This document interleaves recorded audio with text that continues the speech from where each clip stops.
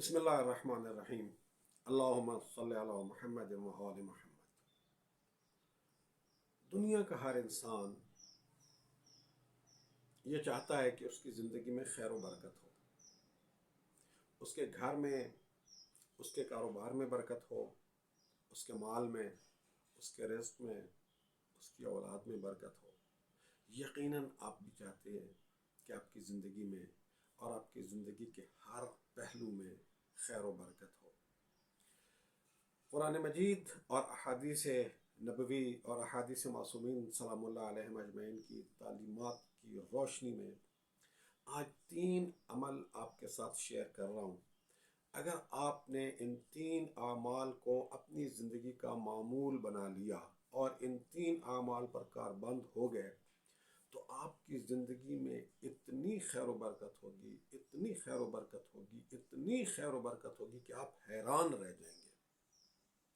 صرف یہ نہیں کہ آپ کی زندگی میں خیر و برکت ہوگی، بلکہ اس خیر و برکت کے اثرات احادیث کے مطابق آپ کی 7 نسلوں تک جاری رہیں گے۔ 3 عمل۔ نمبر 1، سچ۔ اپنے آپ کو سچ میں محدود کر لیں، طے کر لیں کہ سچ، سچ اور صرف سچ، کچھ بھی ہو جائے سچ۔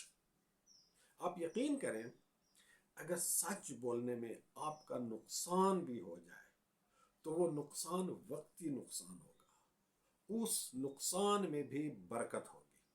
لیکن اگر جھوٹ بول کر آپ نے فائدہ بھی حاصل کر لیا تو ہو سکتا ہے وقتی طور پہ فائدہ آپ کو حاصل ہو جائے، لیکن حقیقت میں کیا ہے؟ لعنت اللہ علی الکاذبین، جھوٹ بولنے والوں کی قسمت میں لعنت ہوتی ہے، برکت کبھی بھی نہیں ہوتی۔ سو جھوٹ کو اپنی زندگی سے نکال دیں، سچ، سچ اور صرف سچ میں اپنے آپ کو محدود کر لیں۔ دوسرا عمل، حلال۔ اپنے آپ کو حلال میں محدود کر لیں، حلال، حلال اور صرف حلال۔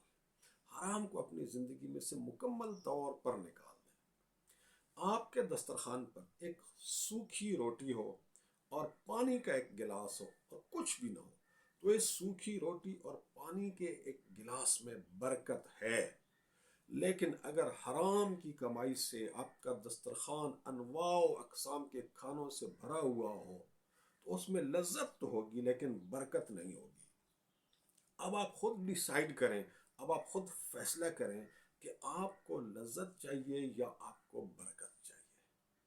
اور ایک اور چیز بھی یاد رکھیے، اگر کسی شخص کو زندگی میں اللہ کے فضل سے، اللہ کے کرم سے کبھی حلال کی لذت ایکسپیرینس ہو جائے اور وہ چکھ لے حلال کی لذت، اسے پتہ چل جائے کہ حلال کی لذت ہوتی کیا ہے، آپ یقین کیجئے وہ کبھی حرام کی لذت کی طرف نظر اٹھا کے نہیں دیکھے گا، وہ کبھی حرام کی لذت کو اپنی زندگی کے نزدیک بھی نہیں آنے دے گا۔ سو حلال، حلال اور صرف حلال میں اپنے آپ کو محدود کر لیں۔ تیسرا عمل، اپنے پیارے نبی اور اپنے پیارے نبی کی پیاری آل کی خدمت میں ہر روز کثرت سے درود پاک کا ہدیہ پیش کیا کرے۔ کم از کم 100 مرتبہ ہر روز ضرور درود پاک پڑھا کرے، ایک تسبیح درود پاک کی ہر روز ضرور پڑھ لیا کرے۔ لیکن کیسے؟ اس طرح سے کہ درود پاک کی تسبیح پڑھتے وقت آپ محسوس کریں کہ آپ رسول اللہ صلی اللہ علیہ وآلہ وسلم کی خدمت میں بیٹھے ہوئے ہیں، 2 زانو ان کی خدمت میں بیٹھے ہوئے ہیں۔ آپ جو درود شریف پڑھ رہے ہیں، آپ پڑھ نہیں رہے ہیں، آپ ان کو سنا رہے ہیں، اور رسول اللہ صلی اللہ علیہ وآلہ وسلم آپ کے درود پاک کو سن رہے ہیں۔ اور 100 مرتبہ درود پاک پڑھنے کے بعد پھر آپ رسول اللہ صلی اللہ علیہ وآلہ وسلم کی بارگاہ میں یوں عرض کیجئے کہ یا رسول اللہ، میں محبت سے، عقیدت سے، پیار سے یہ ہدیہ درود پاک آپ کی اور آپ کی آل کی خدمت میں پیش کرتا ہوں، اسے قبول فرمائیے۔ آپ یہ 3 عمل اپنی زندگی کا معمول بنا لیجئے اور پھر دیکھیے کہ آپ کی زندگی میں خیر و برکت کی ریل بیل کتنی زیادہ ہو جاتی ہے۔ اپنا خیال رکھیے گا۔ دعاؤں میں یاد رکھیے گا۔